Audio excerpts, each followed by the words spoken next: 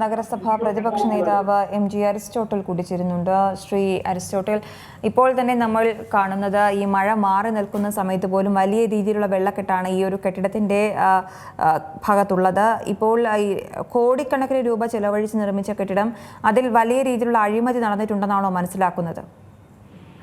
ഈ കെട്ടിടത്തിന്റെ അടിയിലൂടെ വെള്ളം കയറി വരുന്നത് മഴവെള്ളത്തിന്റെ വെള്ളമല്ല, കായലിൽ നിന്നുള്ള വെള്ളമാണ് ഇതിന് അകത്തേക്ക് കയറി വരുന്നത്.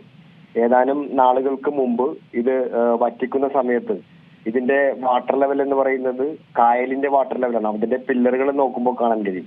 ഉപ്പുവെള്ളം കയറി ആ പില്ലറുകൾ ദ്രവിച്ച് വലിയ ഒരു സ്ട്രക്ചറിന് വലിയ ഒരു അപകടമുള്ള ഒരു നിലവിലൊരു അപകടാവസ്ഥയുണ്ട്.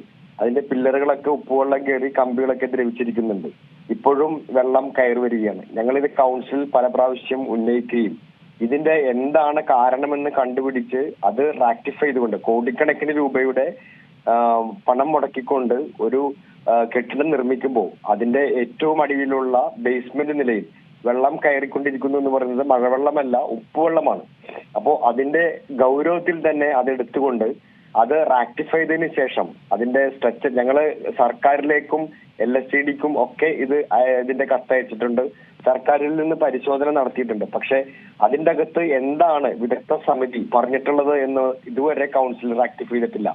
അതിന് ഇത് IIT പോലെയുള്ള വലിയ എഞ്ചിനീയറിംഗ് വിഭാഗങ്ങളെ കൊണ്ട് പരിശോധിപ്പിച്ച് അതിന്റെ വൈദഗ്ധ്യമുള്ള ആളുകളെ കൊണ്ട് പരിശോധിപ്പിച്ച് അത് റാക്ടിഫൈ ചെയ്യാം എന്നാണ് പറഞ്ഞിട്ടുള്ളത്. പക്ഷെ ഇതുവരെ കൗൺസിലിൽ അത് വന്നിട്ടില്ല. പക്ഷെ അവിടെ മോടി പിടിപ്പിക്കലും മറ്റേ ഉദ്ഘാടനം ചെയ്തുകൊണ്ട് 4.5 വർഷക്കാലം കഴിഞ്ഞു ഈ ഭരണസമിതി വന്നിട്ട്. ഇപ്പോ ഏതാനും മാസങ്ങൾ കൊണ്ട് ഇത് തീരാൻ പോകുന്ന സമയത്ത് ഇത് വലിയ ഒരു അപകടം ഉള്ള സമയത്ത് പോലും അതിനെ പോലും റാക്ടിഫൈ ചെയ്യാതെയാണ് ഒരു ഉദ്ഘാടനം നടത്താനായിട്ടുള്ള തന്ത്രപ്പാടാണ് ഇപ്പോ കാണാൻ കഴിയുന്നത്. അത് ഏറ്റവും അടിയിലത്തെ ലിഫ്റ്റ് പോലും ഇപ്പോ ഉപയോഗിക്കാൻ കഴിയാത്ത രീതിയിലാണ് സ്ട്രക്ചർ ഉണ്ടാക്കിയിട്ടുള്ളത്. കാരണം ഇതിന്റെ വെള്ളം കയറുന്നത് തടയുന്നതിന് വേണ്ടി ഫൗണ്ടേഷന്റെ ബെഡ് ലെവൽ ഉയർത്തേണ്ടി വരുമ്പോൾ താഴത്തെ നിലയിലേക്ക് ലിഫ്റ്റ് വരാൻ കഴിയാത്ത രീതിയിലേക്കാണ് ഇപ്പോ പോയിട്ടുള്ളത്. അപ്പോൾ ആളുകള് പൊതു സ്ഥാപനത്തിലേക്ക് വന്നാൽ അവിടെ കാറിട്ട് ഒരു നില വരെ മുകളിലേക്ക് കയറി വരേണ്ട ഒരു സാഹചര്യം നിലവിലുണ്ട്. ഇത്രയും 40 കോടി രൂപയാണ് ഇതിന് മുടക്കുന്നത്.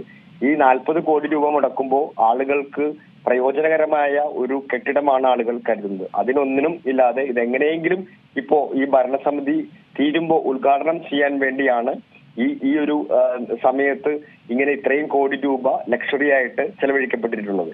എന്നാൽ ഏറ്റവും അടിസ്ഥാനപരമായി ചെയ്യേണ്ട ഇതിന്റെ അപകട അവസ്ഥയും അതുപോലെ തന്നെ വെള്ളം കയറുന്നതും ഒഴിവാക്കിയതിനു ശേഷം മാത്രമേ ഇതിന്റെ അകത്തിന് പണം ചെലവഴിക്കാൻ പാടുള്ളൂ എന്ന് ഞങ്ങൾ UDF കൗൺസിൽ അംഗങ്ങൾ പറഞ്ഞു. അതിനെ മുഖവിലേക്ക് എടുക്കാതെയാണ് ഇപ്പോൾ മുന്നോട്ട് പോയിക്കൊണ്ടിരിക്കുന്നത്.